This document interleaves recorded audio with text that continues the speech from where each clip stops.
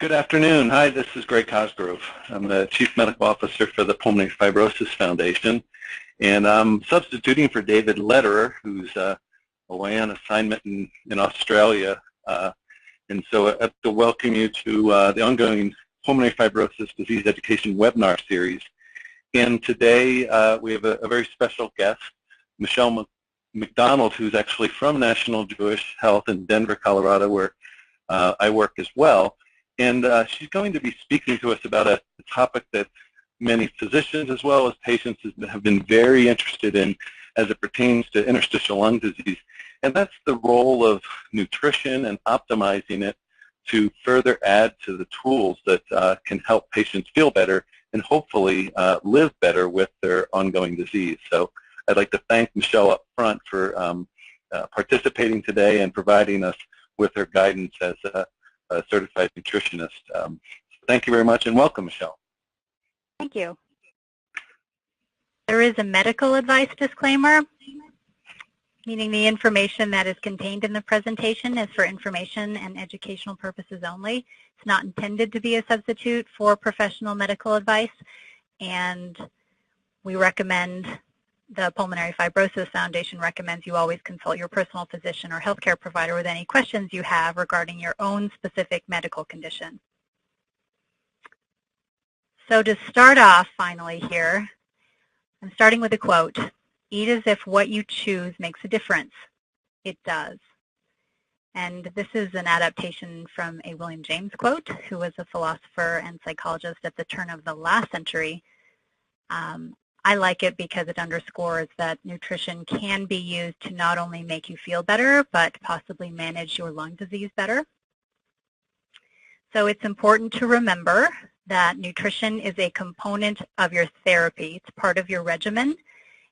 And eating well can give you energy to breathe, right? So that takes work, and your respiratory muscles rely on good intake. It gives you energy to cope mentally with life as well as your chronic condition.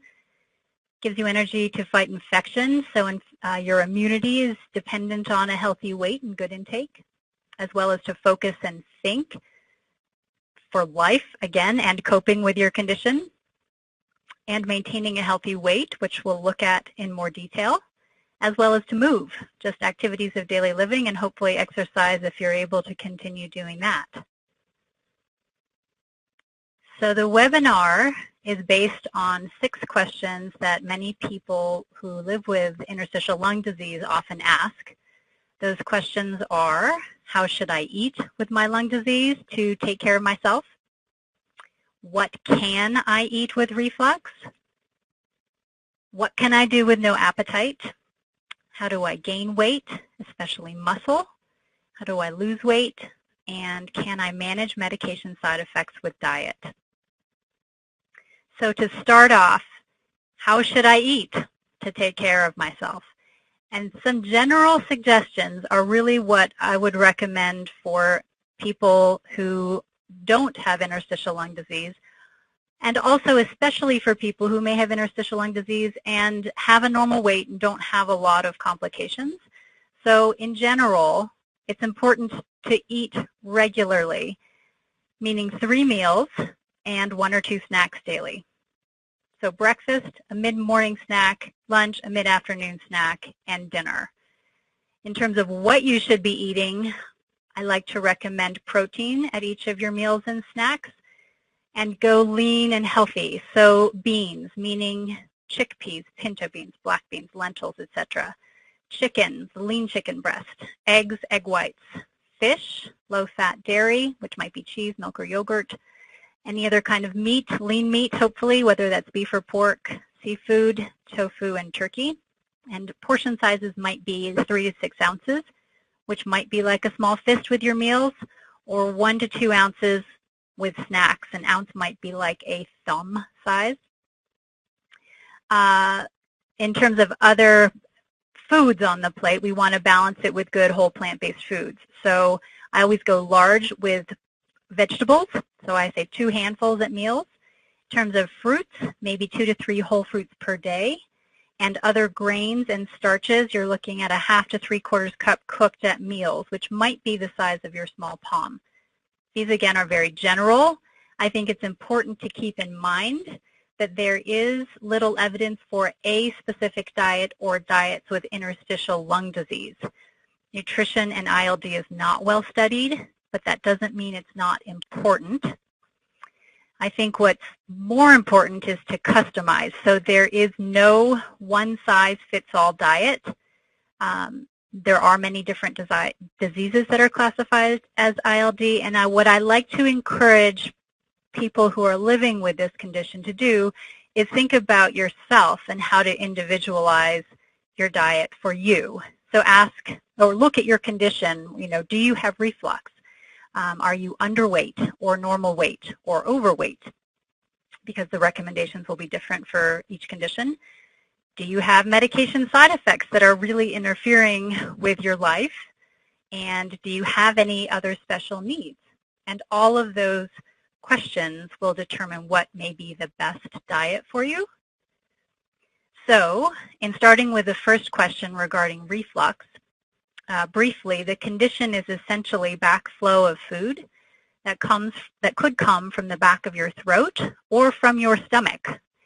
And I like to note that this condition can cause or contribute to cough. Because some people don't eat because eating makes them cough, and if they can manage reflux, then they may cough less and be able to eat more. In terms of the risk for reflux, reflux may increase your risk for aspiration, which is breathing what you ate or drank into your lungs, which is not supposed to be there. And this aspiration may in turn increase your risk for recurrent infections and or lung inflammation. So reflux precautions may be prescribed by your doctor to protect your lungs and to hopefully manage your lung disease better. In terms of what can I eat with reflux, or what can you eat with reflux, because so many people ask me, I know what to avoid, but what can I eat? So starting with drinks or beverages to enjoy, I recommend caffeine-free coffee substitutes, or some things that I like to have patients try are caffeine-free coffee substitutes. There are actually quite a number of them on the market. They are caffeine-free. They are not coffee, but they have the color and the aroma, and in some cases, something like the taste of coffee. Herbal teas are also recommended because they are naturally caffeine-free. They are not made actually with the tea. They're more accurately an herbal infusion. Low-fat milks are good. So this could be any of your plant-based milks or cow's milk. Non-citrus juices are also recommended.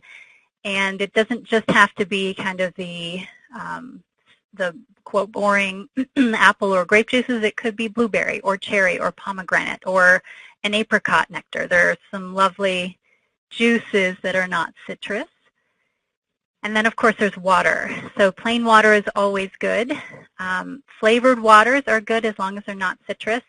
And you can always do something a little fancier like infusing water with berries or cucumbers or something of the like. Beverages that you should limit or avoid are a little bit longer. So alcohol can be a potent trigger for reflux. Caffeinated and decaffeinated coffee and tea, because both caffeinated and decaffeinated coffee and tea contain caffeine, and caffeine is another potent trigger for reflux. Carbonated water is on the list because it's bubbly, and the pressure can cause upward pressure and backflow. Chocolate and mint flavors, as well as, chocolate, and in terms of beverages, these are flavors. And then citrus fruits and juices. So this includes more than just your typical orange. It may include cranberry or grapefruit or lemon or lime. There's orange and pineapple juices would all be on the list. Sometimes cranberry sneaks in there and people think that's okay, but it's not generally not recommended. In terms of other drinks, we could go down to energy drinks, often because of the caffeine and or the carbonation. Soda is on the list, again, because of caffeine and or carbonation. Tomato juice is very acidic, as well as vinegar. There is a trend nowadays to drink vinegar, and I often hear patients say, oh, but I thought vinegar was supposed to be good for a number of things, whether it's weight loss or reflux. And in terms of as much as evidence-based as we can get here, we do not recommend people drink vinegar, even with, quote, the mother. So I want to make that clear in terms of what I typically recommend. Okay, so in terms of foods that you can eat, this resembles a lot of the general recommendations I gave at the beginning, but this is like good, healthy food. So starting with some lean proteins, as I've mentioned already, and then filling out your plate with other good plant-based foods. So we've got your grains, and ideally you're doing a good portion of whole grains, whether that's barley or oatmeal or quinoa or brown rice or whole wheat products. Non-citrus fruits, and there's a lot of these. So apples, bananas, berries, melons, peaches, mangoes, pears, etc. There's a lot of good options aside from the citrus fruits. And then almost all of your vegetables with the exception of tomatoes. So there's a huge variety from bell peppers to broccoli, Brussels sprouts, carrots, cucumbers, onions, mushrooms, etc. And then don't forget herbs and spices, which I think add a lot to complement your food. In terms of foods to avoid or limit, there are some specific recommendations I typically give. Chocolate is on the top of the list. And maybe I should here just qualify a little bit. I do realize it can be hard to live with avoiding all of these things. So often what I'll say is, if you're going to have one of the beverages or foods to avoid or limit, you may want to limit a portion size. Think about the timing, in other words, smaller portion size.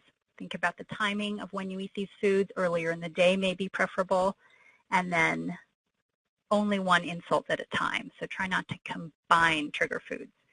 So in terms of going down the list, there's chocolate. There's a bunch of high-fat foods, which include fatty meats, full-fat dairy, fried foods, and high-fat sweets. And these are a group of higher-fat foods, which tend not to be recommended because higher-fat foods digest more slowly. So they don't move as quickly through you and are kind of there to reflux. Any kind of hot pepper, which might be excessive black pepper, might also be cayenne or jalapeno or any of the other hot chili peppers. Ketchup and mustard is on this list. Ketchup because of the tomatoes and vinegar. Mustard because of the vinegar and possibly the spice if it's hot. Mint is on the avoid to limit list, and this could be candy, it could be gum, it could be tea. It's not, and any other flavor would be fine. Spicy foods are definitely another one of the big triggers. So these are foods that have more heat rather than flavor, and it relates to the hot chili peppers.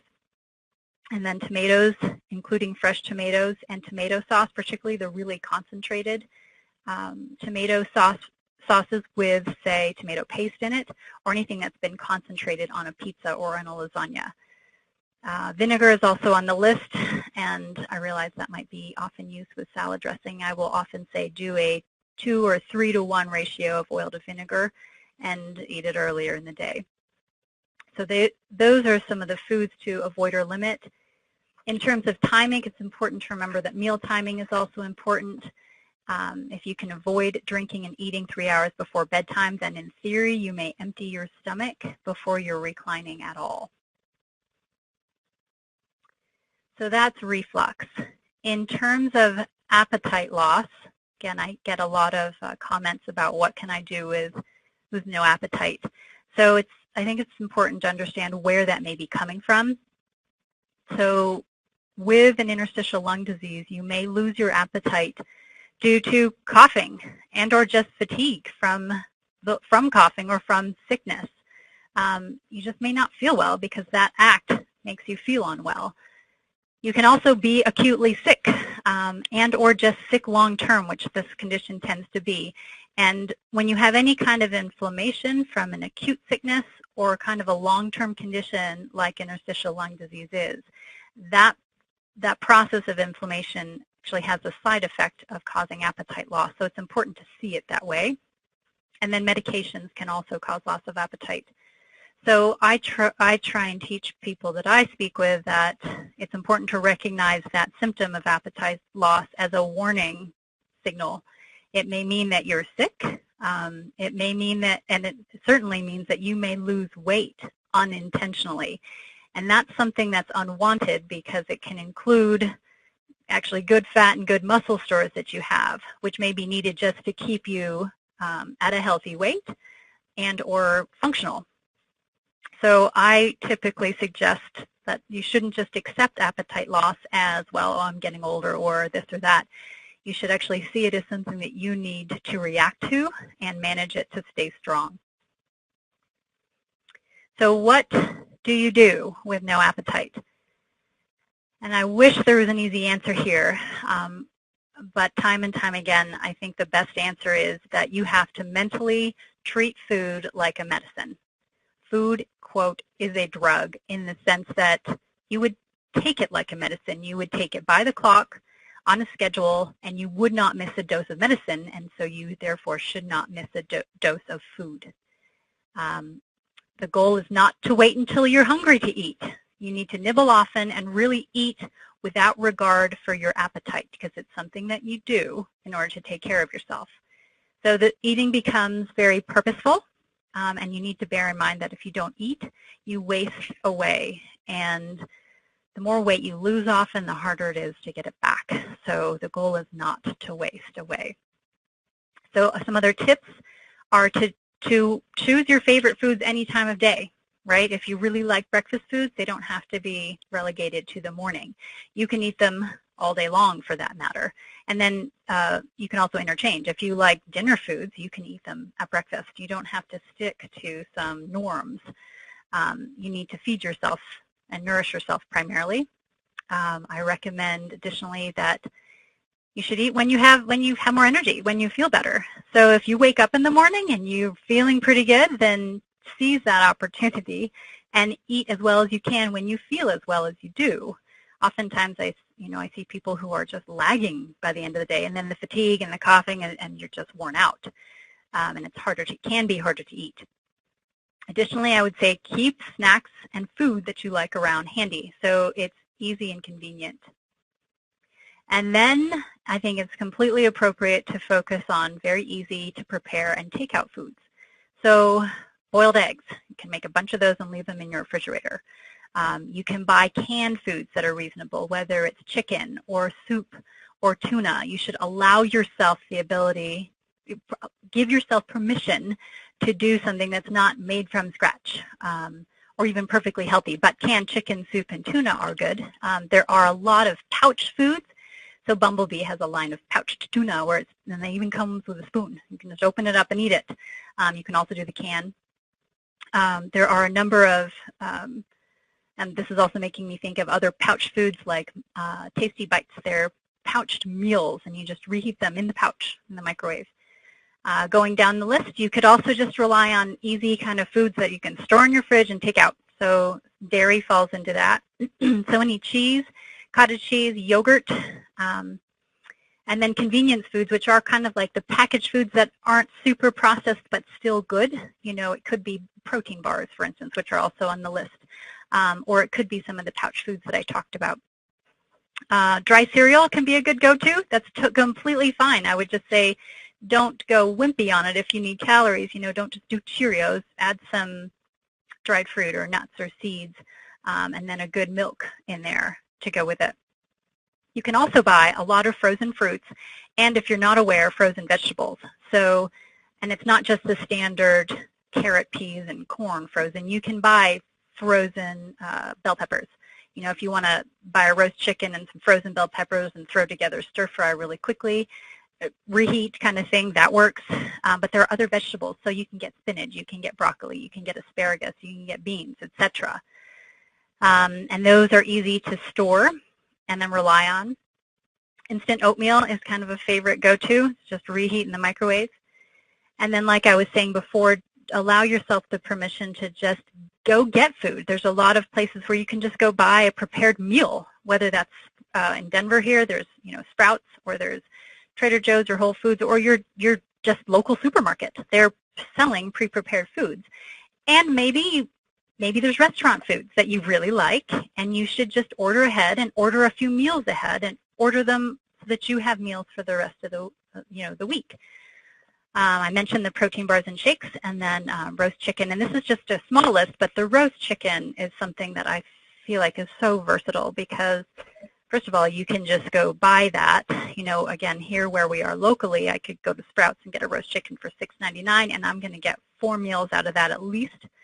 And you can just eat it off the bone and throw your sides of frozen vegetables that you've heated in the microwave. And you can maybe just dump some turmeric or cumin on there. That's what I would do. You know, it doesn't have to be, you know, this long labor-intensive process. You can also just shred some roast chicken, put some Mexican seasoning on it, and then do a version of tacos with that, or a bowl with rice and beans. You can also, what else? I mean, you can throw it in a soup with some onions and peppers, and make like a white chicken chili, and beans for that matter. You can, what else do I like to do? You can toast up some bread, put some guacamole that you bought pre-made, and then shred some chicken on top of that, maybe put some cheese on that. I really think there's 100 ways to make use of a good roast chicken. So hopefully that will give you some more ideas. So some more tips. If you really don't have an appetite, I wouldn't be relying on difficult to digest foods. So raw vegetables, whole grains, tough meats, things that may take a long time to eat and just don't go down as easily as other foods do. Gas-producing foods might just make it harder for you to eat, and these are specific to an individual. I listed some common ones, whether it's beans, broccoli, Brussels sprouts, cabbage, cauliflower, onions. And then diet foods and sugar substitutes may also not be well tolerated. And you may also need calories, so they may not be appropriate. Okay, and then finally, it's not unreasonable, or it is reasonable to consider and speak to your doctor about appetite stimulants in the case of severe appetite loss.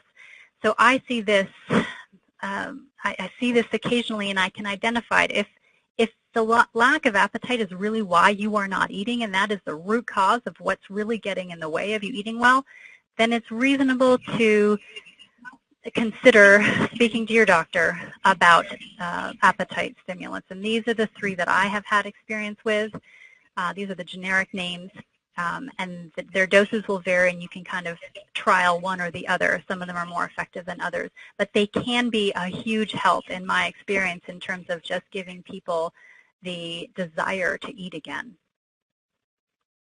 Okay, so related here then, if you are underweight or have no appetite and have lost weight, I often will hear people say, my weight is down about 10 or 20 pounds in the last year or so, then the goal would be for you to regain that weight back. And again, some other reasons for why you may lose weight. So in addition to appetite loss, I think it's important to recognize that if you're having trouble breathing, whether it's because you're coughing or you're short of breath and your oxygen needs are high or not well controlled, then all of that effort that goes into breathing can take an enormous amount of energy. You're actually consuming calories with all of that effortful work. Medication side effects may be related to appetite loss and losing weight unintentionally. As I've mentioned before, coughing and illness can make you just not want to eat. And then, as I also alluded to before, this inflammation that may be acute because you're sick or kind of ongoing because your body is fighting the changes that happen with lung disease, that can actually affect your fat and muscle stores. So it's important to realize that underweight and weight loss may increase your risk of fat and muscle losses that can be very hard to recover. So we want to preserve them.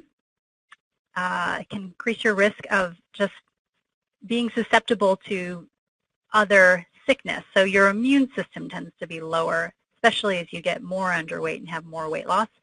And you just may not have the mental and physical wherewithal that you used to, and that is hard when you have to cope with your lung disease. So I would focus on adding and concentrating calories in your diet. And I tend to make it very quantitative because I think that helps people be very calculating and I guess start to measure things. But if you aim to increase your intake by 250 to 500 calories a day In theory, you'll gain about a half to a pound a week. And our bodies aren't calculators, so it's not going to be exact. But if you can consistently get your intake up, you will see weight gain. And I tend to be very optimistic, actually, with most of the people that I work with, because I've seen everyone that has really put their mind to it be able to do it. In terms of muscle mass, there is some data out there that suggests that 30 grams of good quality protein in each meal may actually stimulate protein synthesis, and that may help you not only preserve but possibly regain some muscle for strength and movement and breathing. So that's really the core of it. And the way you do the addition and concentration of calories is you first of all rely on a regular eating pattern. And for many people, they need to add mid-morning and mid-afternoon snacks, and they need to stop skipping meals. So you need to prioritize your food intake like you would a medication regimen. Additionally, you should be mindful about not drinking excessive non-calorie beverages. So don't drink too much plain coffee, tea, or water, or diet drinks. They will fill you up and kind of take your capacity, so to speak, so that you can't eat enough. It's entirely appropriate to drink more calorie beverages, especially before you might drink water and those non-calorie drinks.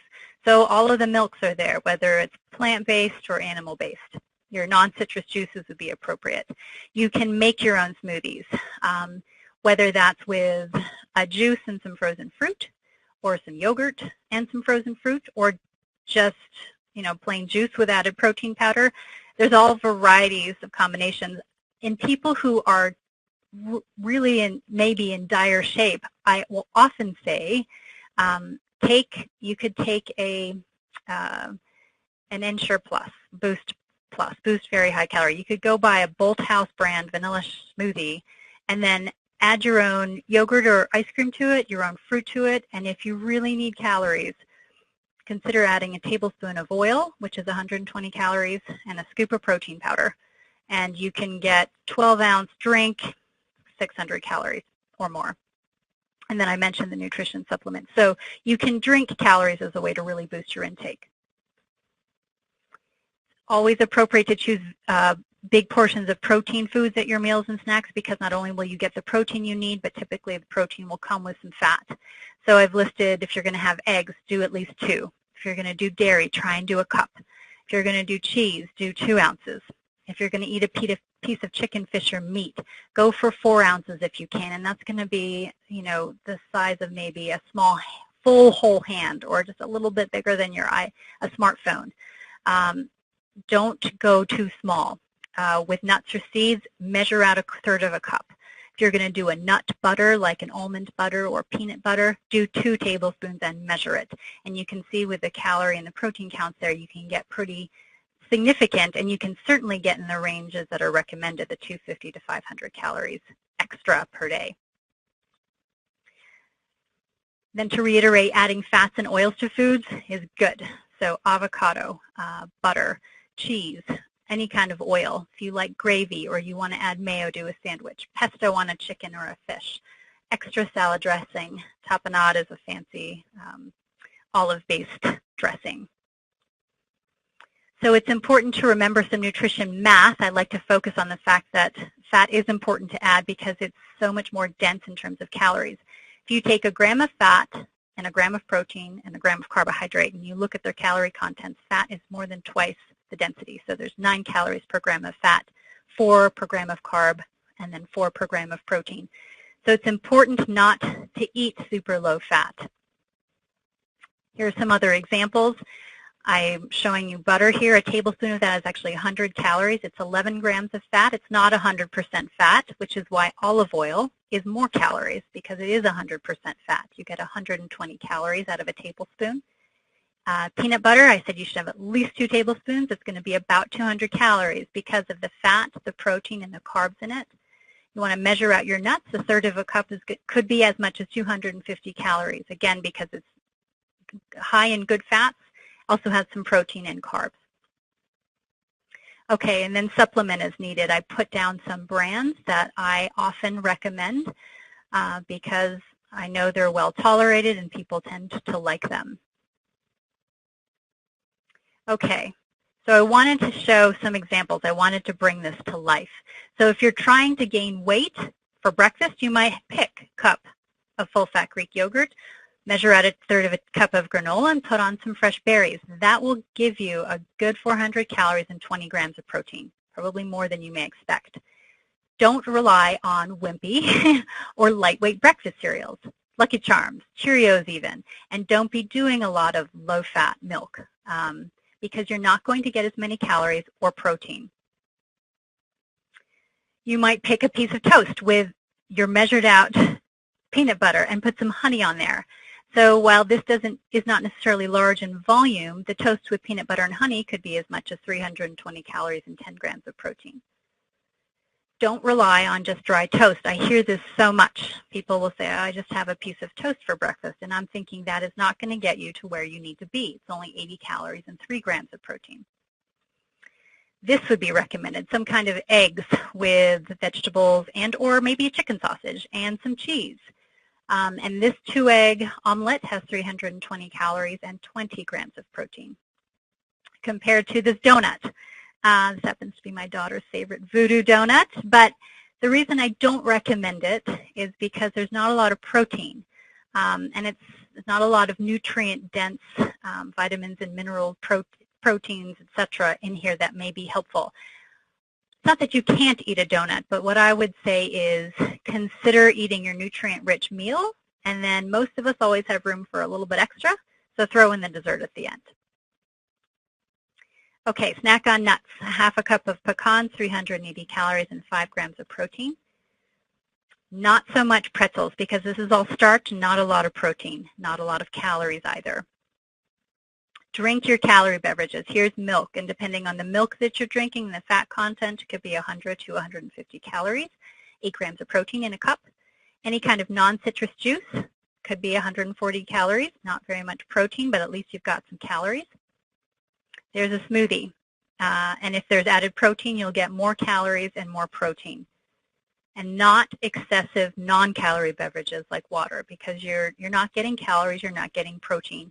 You will get the water you need from the other calorie beverages, but you'll get all the other good stuff in terms of calories and protein that come along with it.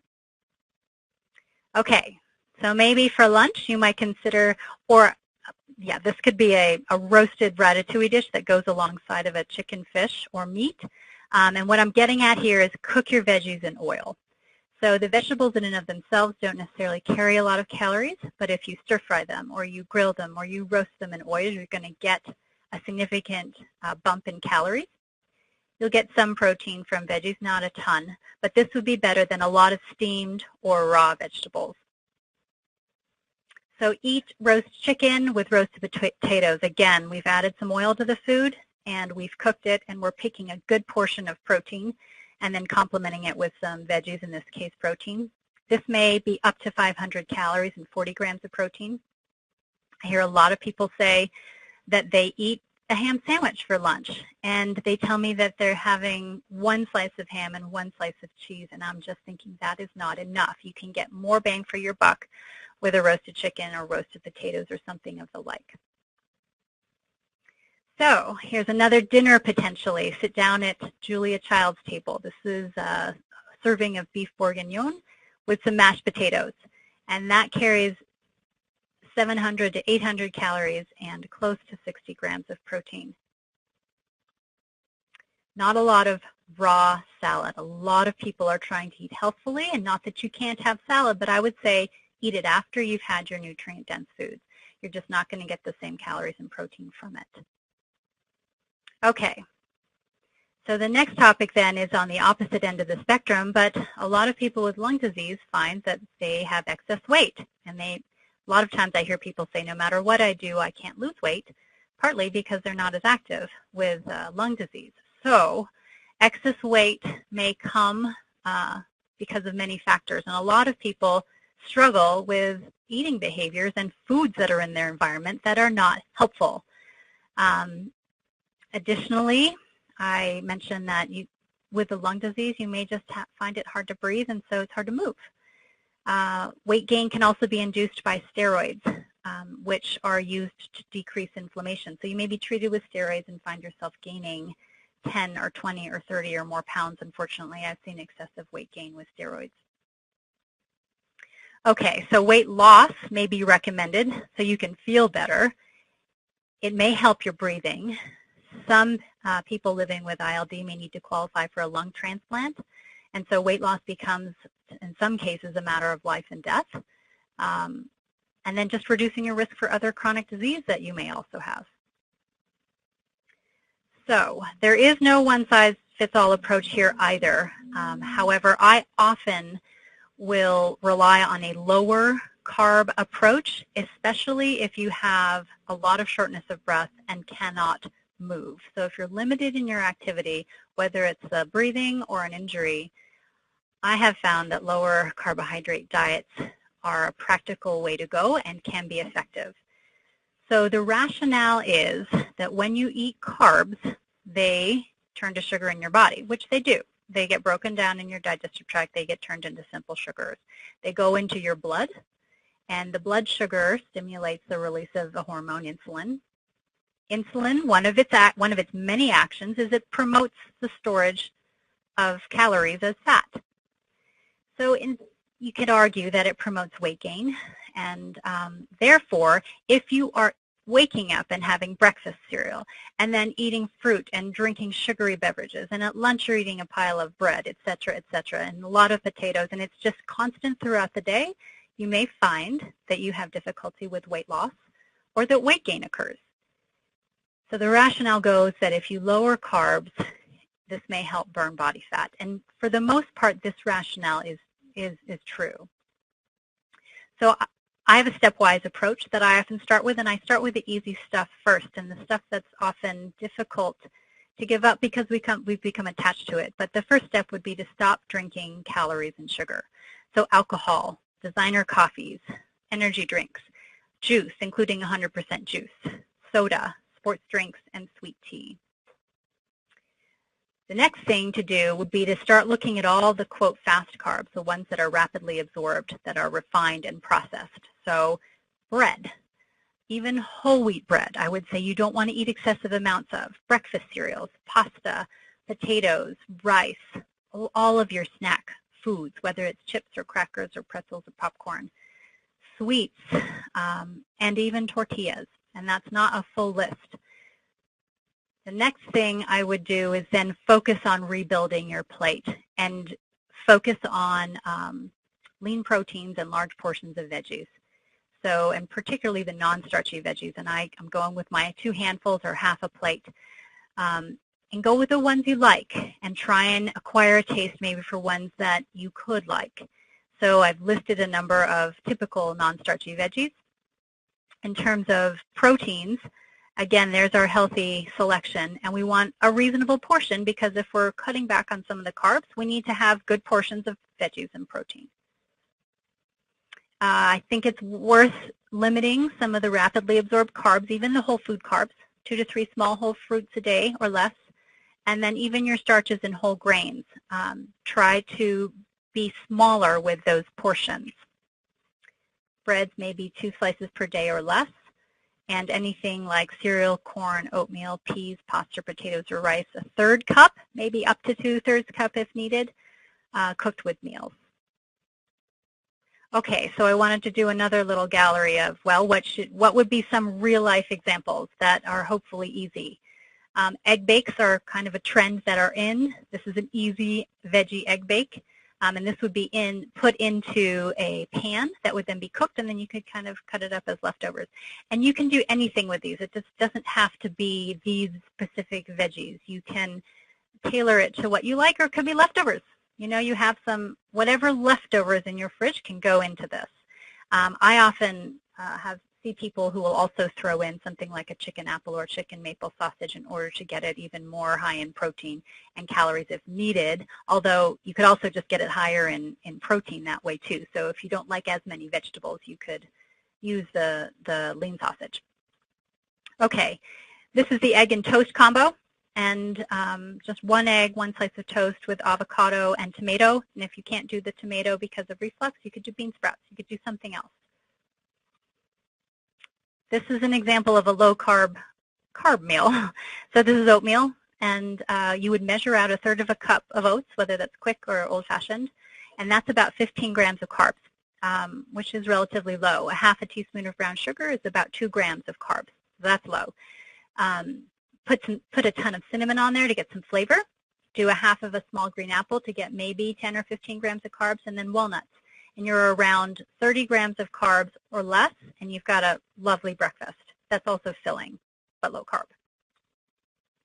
You can boil eggs for snacks. I will recommend boiled eggs with avocados and maybe small fruit for snacks, something like that. Lunch could be something like a salad with a piece of chicken, fish, or meat. And this is fairly simple and hopefully looks good. And again, if you want to remove the tomatoes, you could do something else. You could do bell peppers there. You could do avocado there. You could do mushrooms there. Okay, this is a typical easy kind of lunch at work. This is a packaged salad that you can shred some roast chicken and put it in there, and then put some salad dressing on there that you like. On the side is a small amount of yogurt with berries and granola. So again, very heavy on the veggies and the lean proteins, and lighter on the berry, the grains, and the yogurt. This is another quick kind of convenient food. This is shredded roast chicken with a frozen package of protein blends, which we can buy here at our local supermarkets. But there's a number of different blends like this, whether it's protein blends or they'll have riced broccoli and cauliflower. They'll have sides that are kind of pre-prepared that all you have to do is reheat them. Afternoon snack might be raw almonds. And then to kind of expand your idea of what you could eat here, this is simple shishito peppers with tofu and a stir fry, and maybe to help with some of our vegetarian listeners, you can saute up the peppers after having seasoned the tofu, and then throw in the basil and the green onions, and you have a stir fry. And this can go with a little bit of rice, 1/3 to 2/3 cup, probably most. But you can see we've got the veggies and then the protein in the form of the tofu. Salmon with a cabbage slaw, and again, combine it with just a little bit of jasmine rice. So I'm hoping this is somewhat inspiring. It doesn't have to be cardboard and water, which sometimes I hear patients say when I start talking about what I might recommend. Okay, other things to consider. If you have diabetes, you may consider asking your doctor about medications called GLP-1s. They are non-insulin injectable medications that will help control your blood sugars. And in clinics where I work, we have very good luck in having these medications also increase the sense of fullness so that people don't want to eat as much. And we see actually quite good, significant amounts of weight loss with these drugs. And they're approved in terms of covered by insurance if you have a diabetes diagnosis. So they can kind of hit 2 birds with 1 stone. Some people ask about weight loss meds, and there are a number of FDA-approved weight loss medications. Things to keep in mind is that they may be contraindicated with other conditions that you have or medications that you're taking. They are not covered by any insurance, not Medicaid, not Medicare, not private payers. They are an out-of-pocket expense. Having said that, they may still be worth considering depending on what your goals are, particularly if transplant is a necessary goal. And again, I would speak to your doctor. And so in the same line of thinking, gastric surgery sometimes is worth considering. It's a more extreme approach. But if you really need to get the weight off, it can be a reasonable solution to consider, and I would again speak to your doctor about that. Those are all things that that I use in my toolbox when I'm talking with patients. I'm trying to think of everything that might be helpful. Okay, so lastly, medication side effects do come up with interstitial lung disease. So I've listed some of the medications here that are common with interstitial lung disease. Oral corticosteroids are common because they're great at decreasing inflammation and helping people breathe and feel better. So they're great on one hand, and then they have some baggage that goes with them. From a nutrition standpoint, I see increased appetite, and this isn't just I'm a little more hungry. This is an extraordinary increase in hunger, meaning that it's beyond normal. It's I need to eat, and that is accompanied by increase of weight. People retain fluid on oral corticosteroids, so low sodium diets can be recommended. Blood sugars go up and bone density goes down. I will be talking mainly about the weight issues, just highlighting kind of some management issues there. Mycophenolate and the other two drugs, azathioprine and cyclophosphamide, are immunosuppressive, and we'll see GI side effects there, meaning cramping, diarrhea, maybe nausea. And then lastly, there's pirfenidone and nintedanib, which are two FDA-approved drugs for IPF, idiopathic pulmonary fibrosis. They work in an anti-fibrotic way. And the ones that the issues I see here are, again, GI, so loss of appetite, increased nausea, increased stomach upset. And then I'm going to underline diarrhea because I'm going to highlight that one since I see that as a significant side effect, and nausea with a nintedanib. Okay, so let's just highlight some of these and what you may be able to do. In terms of being on oral corticosteroids, I often find myself counseling about how to manage appetite and weight. And so things I say and have people consider are that you need to get a mental hold on this. You need to mentally develop an eating plan and then stick to it. Tell yourself what you're going to do and then follow through. So that way you can kind of shut off your thoughts of eating in between your meals. In terms of what to eat, this harkens back to my lower carb approach. I think I suggest that people build their plates with lean proteins and large portions of veggies. It's a lower carb approach that not only will help you manage your blood sugars, but in theory it might fill you up because proteins can be more filling and high fiber vegetables can be more filling, but it won't be excessive in calories. So the egg veggie omelet or scramble or bake in the morning, the roast chicken with the vegetables, the fish and the salad, those kinds of meals are where I make what I recommend. I have also told people that, choose foods that take work to eat because it'll slow you down. So if you're gnawing on your vegetables, then you're going to have some satisfaction from the chewing and from the eating, but you're not going to be taking in a lot of calories. I had a patient tell me once that I should recommend shelled peanuts because those take work to eat. Again, slows you down, gives you some satisfaction, but stretches out the time where you're getting something, but hopefully not too much. I've also recommended people chew on ice chips or sugar-free gum, just again for that satisfaction, but no real calorie intake. And then I always recommend people take their corticosteroids with food. It's easier on the stomach, but it also may help manage appetite. So in addition to this, I talk to people quite a bit about, if I can get this to advance. Let's see. Oh, it's stuck. Let's try the, oh, there we go. I talk about cravings. So a lot of times cravings accompany the corticosteroids. And so I try and give people a list of some strategies to help them fight the cravings. So the first thing is just to avoid the temptation to begin with. So don't buy the trigger food and don't have them in your house. I mean, we only have so much self-control. Why make it harder on yourself? Secondly, I talk to people about distracting themselves. Get out of the kitchen. Go outside. Get your mind off of the food that it is you're craving. I also talk about talking to yourself, as long as it's not out loud. In your head, use if-then statements. So, as an example, if I see chocolate-covered peanut M&Ms, whatever your trigger food is that you're craving, then I will keep walking. I will not pick it up. I will not look at it. You have a plan. So that's your plan. You actually rehearse these things in your head, and then when it comes time and you're faced with the tempting situation, you have your plan and you execute without giving in to the craving. And that's part of the stopping the obsession recommendation also. In your head, you can actually stop thinking about it. You just shut the door and you don't dwell on it. And you don't get yourself into a debate about whether or not you should eat it, because you'll probably lose that whole debate. Additionally, I talk to people about kind of poisoning the thought of it.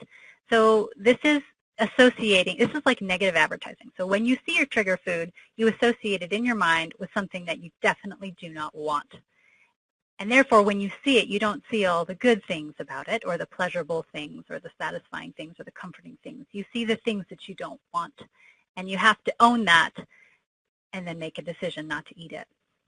And then finally, wean yourself, meaning don't give in, because the more you eat, the more you'll want it. You know, sometimes people think, if I just eat this, whoops, that was unintentional. I'll finish that thought. People sometimes think, if I eat this, I'll feel better. But what typically happens is you eat it and then you want more. Thank you, I got my slide back. So the idea is cut it off before you get into this upward spiral of wanting more and more. And the idea is to let the cravings pass. Okay, then on to the IPF medications. I mentioned this before, but so I'm highlighting, I'm not doing all of the side effects, but in terms of IPF, there are some significant side effects, mainly diarrhea, that I have seen in practice. And so with nintedanib and pirfenidone, which are the two FDA-approved medications, they may cause significant diarrhea. So sometimes people living with ILD on these, or IPF on these medications, will want to know what else they can do other than the BRAT diet. And this is really tough, but there are some suggestions. One is, first of all, don't exacerbate the diarrhea with taking in foods that may cause more diarrhea, so apple juice or sugar alcohols in candy, gum, sweets, etc. And anything with an OL at the end is kind of a designation for an alcohol that is attached to a sugar. So I would look at the ingredients in some of those candies, gums, or sweets, or juices for those items. You can also limit lactose, dairy-containing foods that have lactose, if you have an intolerance, because that will make it worse. Other dietary things you could try would be lower fiber, so more refined, unfortunately, processed foods may be better tolerated. Lower fat may also be better tolerated, because both fiber and fat can exacerbate or make diarrhea worse. And then in terms of other additional things that I have seen help, an anti-diarrheal like loperamide can be somewhat helpful. Polyethylene glycol is actually a laxative known as Miralax, but because it acts to draw fluid into the GI tract, it can actually help kind of form a more, believe it or not, solid stool. It seems counterintuitive, and this does not work for everybody, but it may be helpful to counteract diarrhea. Psyllium is a soluble fiber, which can have other GI side effects like gas and or bloating. But this I have also seen be helpful, and sometimes the psyllium in addition to a probiotic, meaning combination of two things, can be helpful. So these are things I would consider speaking to your provider about as well if you want to trial some things that may be helpful. Okay, these are some of suggested resources from me. When people ask me about good sources, a good general source online is the nutrition source from the Harvard School of Public Health, and I provided the link. This is just how to eat healthfully, and they also tackle some, I would say, current nutrition controversies. You know, if there's something about, well, is butter back, they'll address it. People have asked me about the anti-inflammatory diet, and so I direct them to the integrative physician, Dr. Andrew Weil, who actually conceived the diet, wrote a book on it, has a website on it, so his information is online. And then if you're looking for a local dietitian, nutritionist, the Academy for dietitians and nutritionists have a find an expert link, so you can try that as well. And that's it. I used up the whole hour. Didn't think I would. Well, thank you so much, Michelle. I think hopefully all the different types of patients that you described got information and were able to maybe begin to think about how to view nutrition as part of their treatment, which I really like the way you put that forth, that it's another way that we can help patients hopefully lead a better life and adapt to their illnesses in addition to any of the pharmacologic treatments that they have. I know we tend to espouse we want to enter into the different realms of one's life in terms of exercise treatments, nutritional therapy, pharmacologic therapies, emotional support, and psychological therapy. So it's another tool, hopefully, that patients and family members can use. And the ultimate goal is to help patients feel better. So I'd like to thank you for the time you put into this webinar. It was fabulous, not as a patient, but as a person. I think I learned a lot as well. And remind people that it was a lot of information, and this will go into the webinar archive, so they can go back and for taking the time. It was fabulous, but also this webinar series that we've listened to patients and family members. It's entitled Clinical Trials 101. So Rex Edwards, who's one of the members of the Pulmonary Fibrosis Foundation and an expert in the operations of clinical trials, will be teamed with Dr. David Lederer, and we'll go through the different aspects of clinical trials, that whether it's a phase 1 study all the way to the more recent phase 3 studies when drugs seek approval, so that I think patients and family members understand that rigorous process, but also it may give them insight into, if they're interested, what things to expect. And the second announcement was just to invite everyone and remind them that the Pulmonary Fibrosis Summit will occur in November on the 9th through 11th in Nashville, Tennessee. So we welcome and invite everyone who'd like to participate. It's unique and even enhanced this year in that there are sessions for the scientists, clinicians, pulmonary fellows, as well as individuals interested in clinical trial design. And importantly, one of our new board members, Nick DeVito, who has family members who have been affected in the past by pulmonary fibrosis, is organizing sessions to help individuals that have been affected by the disease through their family members, and so how they can better understand the disease, but also participate in developing ways to help that aspect of the community, that especially if a loved one is lost, how they can continue to advance the cause and contribute and participate. And so many different areas in which people who are interested and can travel to Nashville. We hope to see everyone there that can attend and welcome everyone. So lastly, again, thank you, Michelle. Wonderful presentation, and look forward to seeing you all in the near future. Thank you very much.